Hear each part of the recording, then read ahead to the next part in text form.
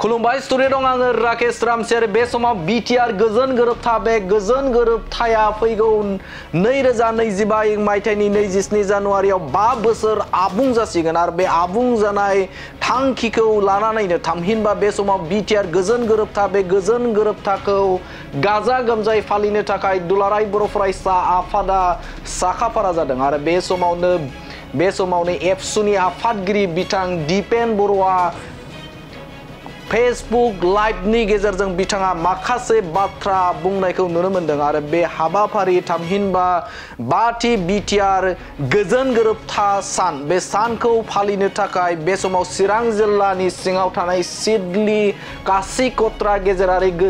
जौसिन फरायसालि गेलेग्रा फोथाराव बे समाव सानसेनि मेहेरगोनां हाबाफारि बे हाबाफारिजों खुंफुंनो थाखाय साखाफारा जानाय बाथ्राखौ बिथाङा बुंथिदों आरो मख'जाथावदि बे समाव बे हाबाफारियाव बिटिआर गोजोन गोरोबथानि सागानगिरिजों लोगोसेनो बिटिआर हालामनि गासै मोन 15टा आफादफोरखौ बे समाव हांख्रायनाय जादों होननानै बाथ्रा बुंथिदों बिथां एबसुनि आफादगिरि दिपेन बर' बिथाङा फैबाय थानाय 27 जानुवारि 2025 दुलाराय बर' फरायसा आफादनि हांख्रायनायाव चिरां जिल्लानि कासिकत्रा हायार सेकेन्डारि प्लेग्राउन्डआव जोङो गासै मोन 15 आफादफोरखौ जोङो हांख्रायदों आरो सिगनेटरि दैदेनगिरि बिथांमोनखौ जों हांख्रायदों। बर' हारिनि थामोनथा रैखाथि आरो बिटिआर गोजोन गोरोबथानि माखासे माने दफा थालांनाय बैफोरखौ मावफुंनो थाखाय माबायदि राहा लानांगोन आरो माबायदि राहा लायोब्ला मोजां जागोन बैफोर आयदाफोरखौ लानानै गुबैयै बे समाव गासै बर' हारिनि मोन 15निबो गोजौआव थामहिनबा आफादफोरखौ बर' हारिनि आफादफोरखौ बे हाबाफारियाव लेंहरनाय जादों होननानै फोरमायथिदों बिथां एबसुनि आफादगिरि दिपेन बर' बिथाङा आरो बिथाङा बुंथिबावदों जे बे समाव बे हाबाफारिनि गेजेरजोंनो मोनसे सावरायनाय आयदाबो लानाय जादों होननानै बिथाङा बुंथिदों गुबैयै बे समाव बर' हारिनि बिफा उपेन्द्रनाथ ब्रह्मनि सान्थौ आरो सानस्रि बिथांनि गेरेमसा बर' माहारि दानाय बे बर' माहारि दानायनि सायावबो मोनसे गेवलां मेलनि गेजेरजों सावरायनाय आयदा लादों होननानै बिथाङा बुंथिनायखौ नुनो मोनदों खमैबो बेवहाय 3,000निबो गोजौआव गुबुन गुबुन जायगानिफ्राय दैदेनगिरि आरो एबसुनि सोद्रोमा बिथांमोना बाहागो लागोनखौ फोरमायथिदों बिथां दुलाराय बर' फरायसा आफादनि आफादगिरि दिपेन बर'आ गावनि अफिसियेल फेसबुक पेजनि गेजेरजों बिथाङा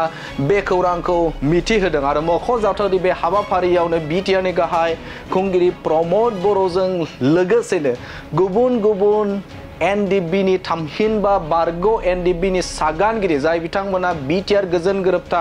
बे गोजोन गोरोबथायाव सागान होदों बिथां सागान होगिरि बिथांमोनखौबो बे हाबाफारियाव हांख्रायनाय जादों होननानै फोरमायथिदों बिथां एबसुनि आफादगिरि दिपेन बर' बिथाङा मख'जाथावदि थारैनो जोङो रायखांनांगोन जे बे मोनसे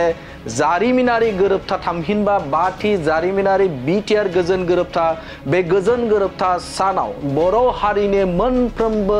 बिथिंनि जे आफादफोर बे आफादफोरखौ हांख्रायनानै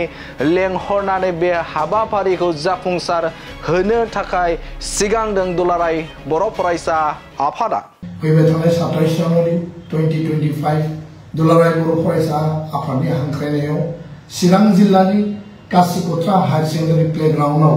जोङो गासै मोन 15 आफादफोरखौ जोङो हांख्रायदों आरो सिगनेटरि दैदेनगिरि बिथांमोनखौ जों हांख्रायदों आरो बे बेलायाव नोंथांमोना आं फोरमायनो नागिरदों जे एक्स-एनडिबि जि वेलफेयार एसोसिएशन दङ एक्स-बिएल दुलाराय बर' हारिमु आफाद लोगोसेनो all Assam primary teacher association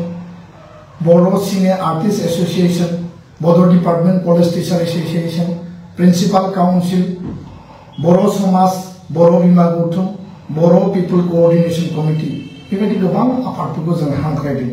आरो लोगोसेनो बे हाबाफारियावनो जोंनि माननि आलासि हिसाबै गाहाय आलासि हिसाबै हांख्रायजानाय आलासि हिसाबै बिटिआरनि मानगोनां श्री प्रमद बर' बिथां आरो आसामनि मिनिस्टार उर्खाव ब्रह्म राज्य सभानि एमपि रोनगोरा नार्जारि लोकसभानि एमपि जयन्त बसुमतारी आरो बे एकर्डनि सिगनेटरि गोविंद बसुमतारी रनजित बसुमतारी सावरायग्रा सायखं बसुमतारी धीरेन बर' बिथां अनजालु बसुमतारी दिलरन्जन नार्जारी आरो गोबां माखासे दैदेनगिरि जायफोर सिगनेटरि दुलाराय बर' फरायसा आफादनि एनडिएफबि इउबिपिअनि गासिबो आफादनि दैदेनगिरिफोरखौ जों बेयाव हांख्रायदों जाहाथे मोनसे प्लेटफर्माव मोनसे आमब्रेलायाव बयबो फैनानै जे एकर्डआ 5 बोसोराव बेसेबां मावफुंजाखो आरो फैबाय थानाय समाव जोंनि प्लेनिं आरो पलिसिया मा आरो बेखायनो जोङो बयखौबो गभर्नमेन्ट नन गभर्नमेन्ट पलिटिकल पार्टी नन पलिटिकल पार्टी जातीय आफाद जों बयखौबो हांख्रायनायनि गेजेरजों बड'फानि जि गेरेमसा माहारि दानायनि जि सिमां जोङो बेयाव मोनसे टपिक लागोन बड'फा Upendranath Brahma and dream for building vibrant Bodo' community आरो बे आयदानि सायाव जों सावरायनायनि गेजेरजों फैबाय थानाय समाव जोंनि जि अबजेक्टिव बे अबजेक्टिवखौ मोगथाङाव गेरेमसा माहारि दानायनि जि जोंहा जि थांखि दङ बेखौ जोङो जाफुंहोनायनि थाखाय जों हाबा मावगोन आरो बेखायनो आङो गासै आइ आफा रायजो राजा नोंथांमोनखौ आं खावलायगोन जे बे मोनसे आमब्रेलानि सिङाव जे बयबो दिनै जनसमर्थन होदों बयबो आफादफोरा दिनै फैनो थाखाय बेयाव जोंनो माने कनसेन्ट होदों बे थारैनो जोंनि थाखाय मोनसे गेदेरथार जोंनि सावरायनाय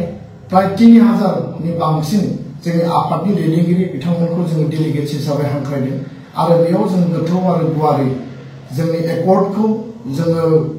सेलेब्रेसन खालामनायजों लोगोसे फैबाय थानाय समनि मावलांनांगौ बिथिंखौ जोङो सावरायगोन आरो नोंथांमोना गोसोआव फोथायनाय लाखि नैबे फेब्रुवारि दाननि पार्लियामेन्टनि जि बाजेट सेसन दङ बिटिआर गोरोबथाखौ लानानै बिनि थाखाय मोनसे एमेन्डमेन्ट एक्ट फैगोन आरो बे एक्टनि गेजेरजों बिटिआर एकर्डआ मोनसे आयेनारि संबिधानिक मोनसे गोजौ मासिनि मर्यादाखौ मोननो थांगासिनो दङ दा बेखायनो जोङो जोबोद पजिटिभ जोंनि माखासे एकर्डनि दफाफ्रा मावफुंजाबाय माखासे आद्रा दंबावो आरो बिनि गेजेराव जोङो जिखिनि डेभेलपमेन्ट जिखिनि इनफ्रास्ट्राक्चार बे गभर्नमेन्टनि पार्ट आरो गभर्नमेन्टआ बेखौ मावलांगोन नाथाय जोंनि केस उइथड्र खालामनांगौ रिहेबिलिटेसना माने कमप्लिट जानांगौ फारसेथिं जेलाव थानाय एनडिबि बिथांमोनखौ जोङो दिहुननानै लाबोनांगौ जायफोरा दिनै 13, 14, 15, 16 बोसोर जाबाय आरो मार्टियार परियालनो माने राङारि अनसुंथाइ होनांगौ बिनि थाखाय जोङो माने सिङाव जिखिनि हाबा मावनांगौ दङ बे हाबाफोरखौ जोङो मावगासिनो दङ आं गोलाव आङो बुंनो सानाखै बे समाव आङो 27 जानुवारि 2025 बाथि बर' गोजोन गोरोबथा साननि बयनिसिमबो हामलायनायखौ आं फिन बावहरबाय आरो बियो जोंनि मोनसे सिगनिफिकेन्ट डे आरो लोगोसे गाबोन जि गणराज्य दिबस जि माने रिपाब्लिक डे बिनि थाखायबो आं बयनिसिमबो गोसो गोरबोनि हामलायनायखौ बावबाय गोजोन्थों खुलुमबाय।